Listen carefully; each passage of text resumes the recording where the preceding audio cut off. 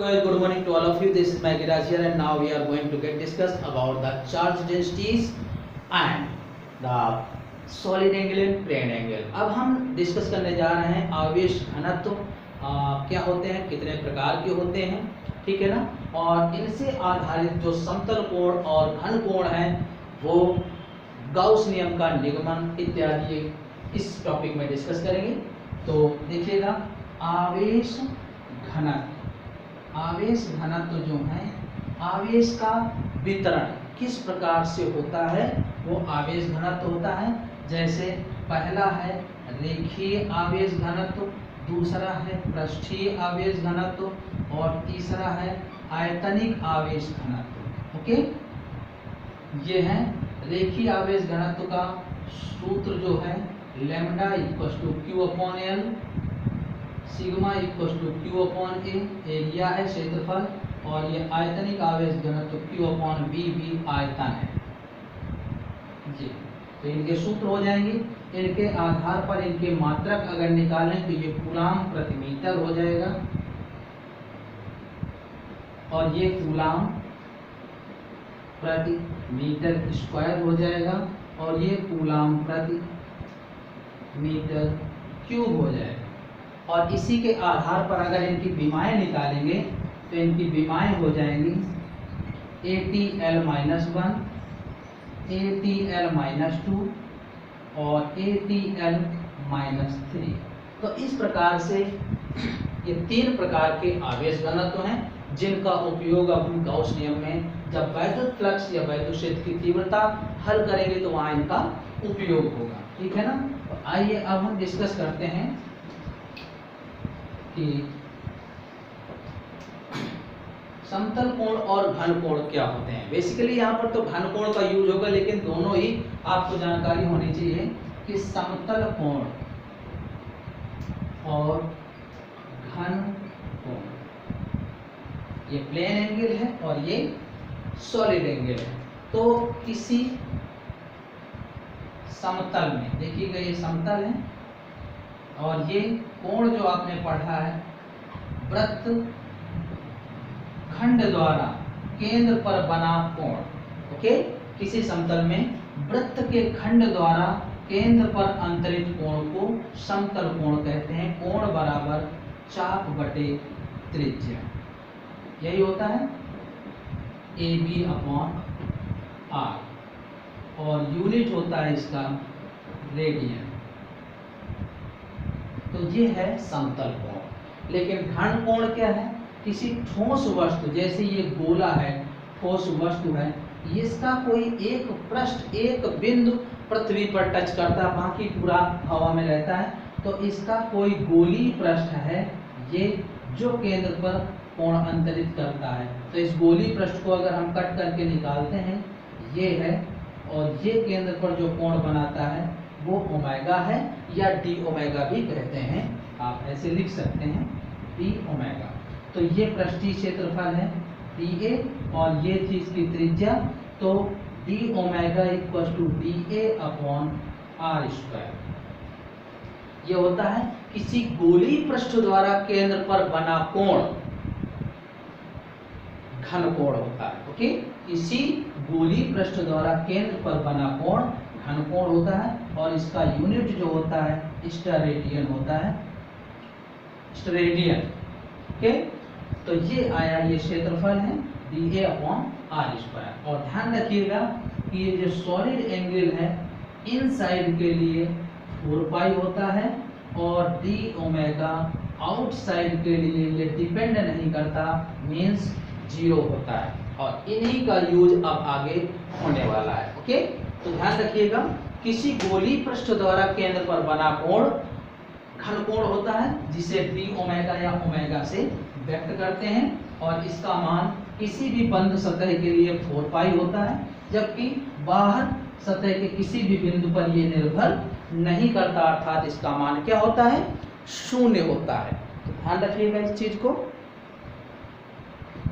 अब हम डिस्कस कर रहे हैं कि वैद्युत फ्लक्स अदिश राशि क्यों है। तो देखिएगा, ये कोई ठोस वस्तु थी, इसका हमने इतना पोर्शन कट करके निकाला, तो ये कैसे आएगा,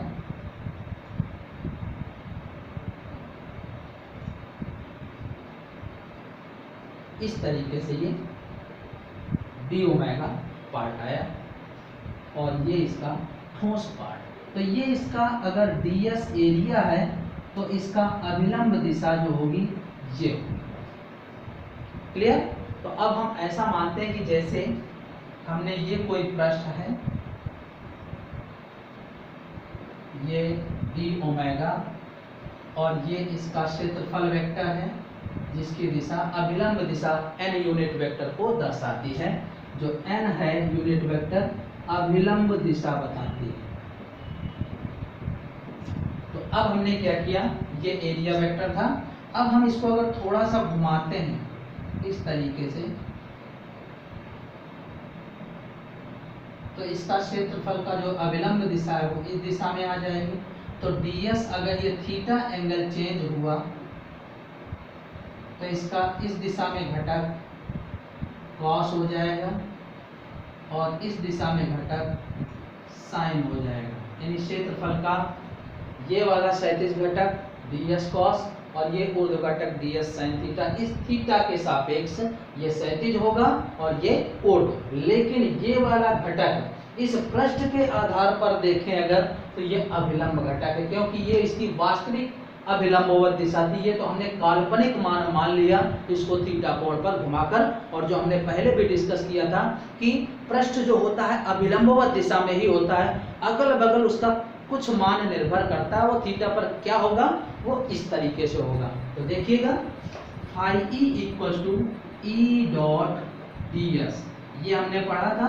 तो इसका मान e और ds का मान ds cos थीटा। ये किस तरीके से, ab cos theta means a dot b, दो सदिशों के अदिश गुणन की तरीके से लिखा हुआ है। ओके, दो सदिशों का अदिश गुणन, यानी ये दो सदिश हैं और इन दोनों सदिशों का एक ऐसा गुणन है, अदिश गुणन को व्यक्त करता है।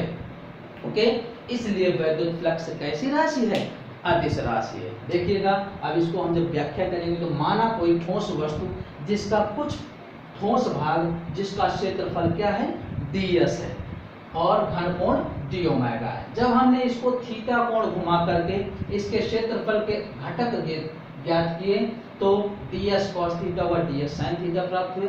जबकि हम जानते हैं कि सतह के अभिलंबवत गुजरने वाली रेखाएं वैद्युत फ्लक्स होती है, तो अभिलंबवत उपयोग होने वाला क्षेत्रफल भी यूज होगा। तो देखिएगा इस सतह का अभिलंबवत दिशा क्षेत्रफल की ये है, इसलिए क्षेत्रफल का जो अवयव यूज होगा वो ds cos थीटा उपयोग होगा। तो हमने ds cos थीटा उपयोग किया। इस प्रकार से वैद्युत फ्लक्स दो सदिशों के अदिश गुणन को संतुष्ट करता है, अर्थात a dot b equal to ab cos theta.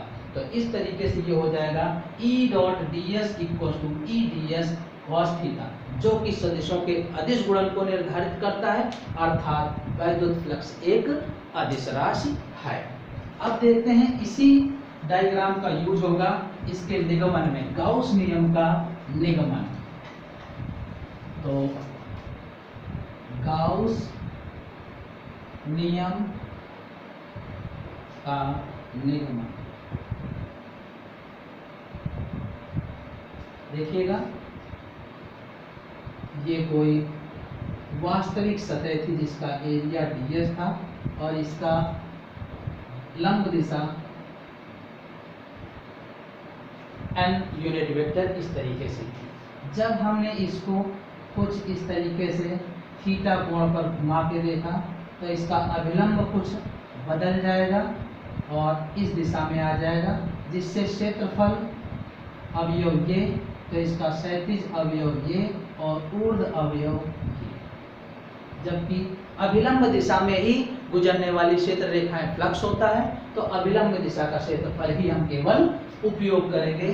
अतः phi E equal to E dot ds equal to E ds cos theta, phi इतना आ जाएगा।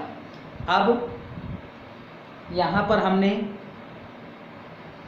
E का मान रखना है तो phi E equal to E का मान होता है 1/4πε0 q in upon are square d S cos theta. ये ई है 1/4πε0 q in upon are square और D S cos theta upon are square हो जाएगा डी ओमेगा। वैसे तो ये d s upon are square था, लेकिन जब थीटा पर निर्भरता देखेंगे तो डी एस कॉस थीटा हो जाएगा। तो phi E equal to 1/4πε0 q in, ये आ जाएगा d S cos theta upon are square और इसकी जगह हम क्या लिख सकते हैं d omega. So phi E equal to Q in upon 4πε0 d omega in, क्योंकि ये ठोस वस्तु है इनसाइड सरफेस के लिए यूज कर रहे हैं इसलिए हमने इन लिखा। और हमने इसके बारे में पहले ही बता चुके हैं कि सॉलिड एंगल यानी घन कोण का मान अंदर अंतरपृष्ठ के लिए 4 पाई होता है। तो ये आ जाएगा 4 पाई से 4 पाई कैंसिल हो जाएगा। Phi E equal to Q in upon epsilon naught और यही गॉस नियम था। तो ध्यान रखिएगा फाई हम जानते हैं कि phi equal to E dot d s या E d S cos theta.